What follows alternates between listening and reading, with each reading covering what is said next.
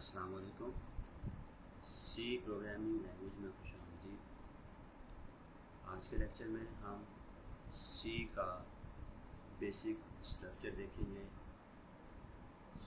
तमाम C program में इस्तेमाल होने वाला स्ट्रक्चर, प्रोग्राम का स्ट्रक्चर जो होगा उसे हम आज देखेंगे और डिस्क्राइब करेंगे। इस लेक्चर सीरीज़ में हम जो कंपाइलर यूज़ कर रहे हैं वो है turbo C plus plus. Turbo C plus plus download करने के लिए लिंक डिस्क्रिप्शन में मौजूद है, जिसे आप क्लिक करके डायरेक्ट डाउनलोड कर सकते हैं और इसे इंस्टॉल कर सकते हैं। जब हम डेव सी प्लस प्लस को ओपन करते हैं तो हमारे पास एक इस तरह की विंडो शो होती है।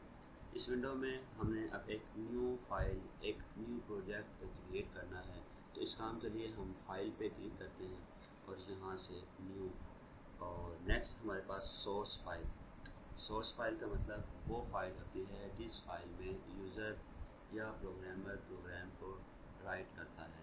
हमारे पास दो तरह की files usage point of view से होती हैं, एक सोर्स फाइल और दूसरी ऑब्जेक्ट फाइल। सोर्स फाइल का मतलब वो फाइल जिसमें यूज़र प्रोग्रामर एक हाई लेवल लैंग्वेज को इस्तेमाल करते हुए प्रोग्राम को राइट करता है, जबकि एक हमारे पास फाइल सोर्स फाइल जो बनती है उसे हम कंपाइलर को देते हैं और कंपाइलर उसे बाइनरी लैंग्वेज में कन्वर्ट कर देता है।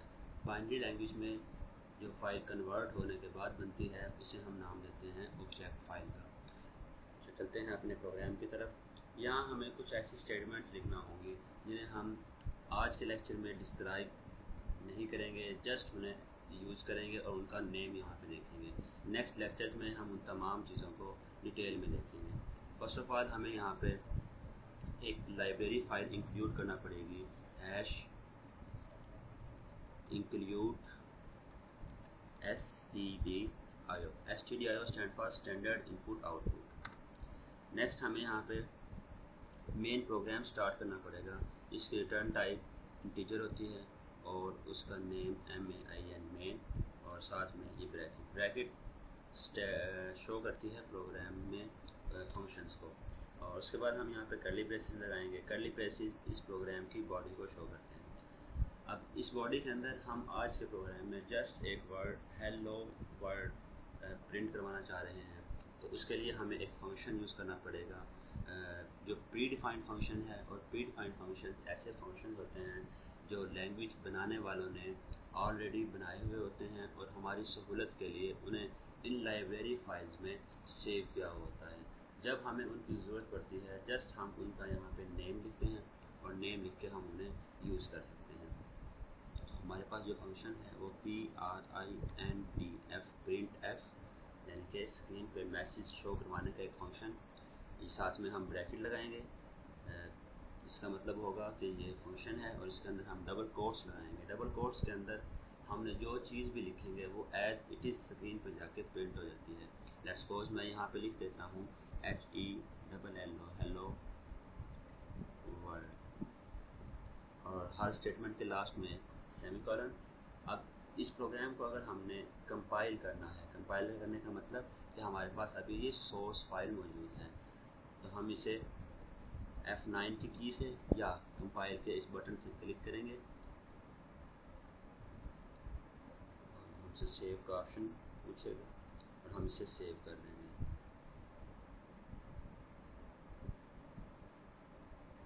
ये कोई और हमने लास्ट में एक स्टेटमेंट रिटर्न 0 भी लिखनी है।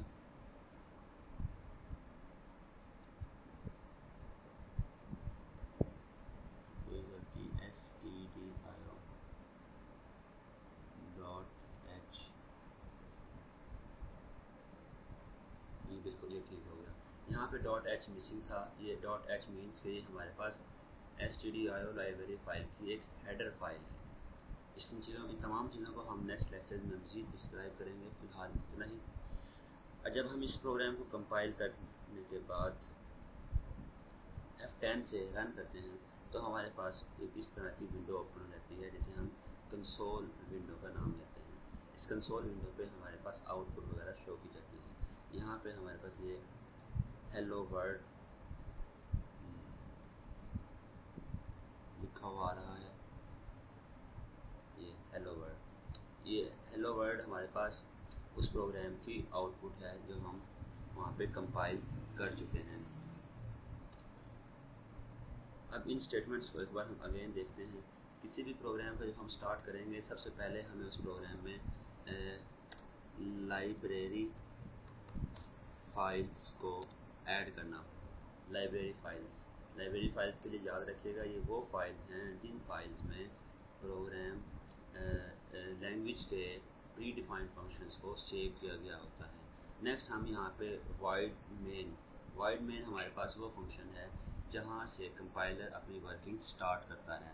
इससे नेक्स्ट हमारे पास प्रिंट एफ, और प्रिंट एफ का मतलब ये वो फंक्शन जो स्क्रीन पे स्टेटमेंट्स को डिस्प्ले करवाएगा, और हमारे प्रोग्राम की लास्ट स्टेटमेंट जो होनी चाहिए वो होती है रिटर्न ज़ीरो। रिटर्न ज़ीरो का मतलब कि हमारा मेन फंक्शन जब चलता है एट द एंड ये कॉलिंग फंक्शन यानी कि ऑपरेटिंग सिस्टम को कोई भी वैल्यू रिटर्न नहीं करेगा। इन तमाम चीज़ों को हम नेक्स्ट लेक्चर में मज़ीद डिटेल में देखेंगे।